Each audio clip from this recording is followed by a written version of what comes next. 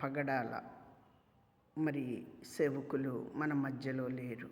ఆయన రక్తము చిందించిన స్థలములో మంచి ఫలంగా ఒక చెట్టుగా మార్చి ఎంతోమందికి ఆకలి తీరుస్తాడు. ఎందుకు తెలుసా? ఆయన బతికి ఉన్నప్పుడు చాలా మంచి పనులు చేశారు. సత్యము బయటికి తీసుకురావాలి, సత్యము మాట్లాడాలని ఆయన చేసినదే. కానీ ఆయన నిజంలో పగవాడు ఎవరికీ కాడు. సత్యంలో నడవాలి, సత్యం అనేది తేవాలి అనుకున్నాడే కానీ ఆయన పగవాడు ఎవరికీ కాడు. భూమి మీద అందరము మనుషులమై ఉన్నాము. మనిషికి మనిషి పగ పెంచుకుంటా పోతే ఆ పగ ఒక రోజుకి మనకు శాపము. అది పగ కాదు. ఆయన ఆత్మ శాంతించాలి, ఆయన కుటుంబానికి లేని లోటు తీర్చాలి, ఓదార్చాలి, ధైర్యపరచాలి దేవుడు అని ప్రార్థించాలి. అందరము ఎంత వేదన గురి అయ్యారు. కానీ ఆయన మరణము చాలా పాపము చేసిన వారు ఎవరైనా ఒకవేళ ఉంటే ఆ యెహోవా శిక్ష అమలు చేస్తాడు, తప్పకుండా చేస్తాడు.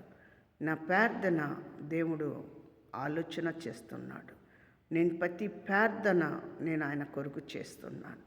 ఎందుకంటే ఎంతమందిని ఆ గుండెలు పగిలిపోయినట్టు గాయాలైపోయినాయి. ఆయన కొరకు ఎదురు చూస్తున్నారు, ఆయన కొరకు ప్రార్థన చేస్తున్నారు.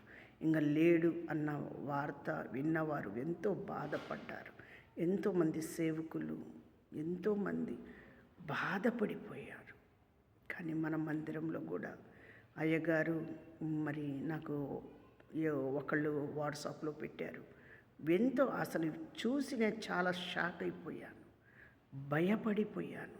వామ్మో, ఇంతగా కూడా చేస్తారు, ఇంతగా ఉన్నారా అంటే అది మరి యాక్సిడెంట్ కాదు, ఇది హత్యనే అని నేను కూడా అర్థం చేసుకున్నాను. అందుకే అందరము కలిసి ప్రార్థన, ఆయన ఆత్మ శాంతించాలి. నా దేవా, నా రక్షకుడా తండ్రి, సేవకులు ఎంత వేదనతో ఎంత బాధతో ఎన్ని తూట్లు పడ్డా కానీ పరలోకం రాజ్యానికి జీవి మీ రాజ్యంలో అందరి కొరకు ప్రార్థన చేయటానికి మీరు సహాయము దయచేసే దేవుడివై ఉన్నావు. సేవకులు లేని లోటు కుటుంబానికి, సంఘాలకు, సేవకులకు, దేశాల్లో ఉన్న ప్రతి వారికి దీవించి, ఎవరైతే ఆయన మీద దాడి చేశారో న్యాయముగా ధర్మంగా మీరు నడిచి వాళ్ళకే మీరు నెరవేరుస్తారని మేము నమ్ముతున్నాము. మరొకటి ప్రభువా తండ్రి, వాళ్ళని కూడా మాకు క్షమించే గుణము ఉంది కాబట్టి ఆయనకు మీద జరిగినది నిజాలు చూపెట్టడానికి నువ్వు మాత్రమే ఉన్నావు. ఈ భూమి మీద మీరు అధికారులతో, పోలీస్ వాళ్ళతో, దేశ నాయకులతో, పెద్దవాళ్లతో మీరు మాట్లాడి నిజం అనేది ఉంటే క్షమించే మనసు మీరు మాకు ఇచ్చి ఉన్నారు. తండ్రి, నీ చిత్తంలో మేలు చేయండి, ఆశీర్వదించండి. ఆయన కుటుంబానికి లేని లోటు తీర్చండి. యేసు నామములో అడుగుతున్నాం తండ్రి, ఆమేన్. అందరికీ వందనాలు. యేసు నామములో.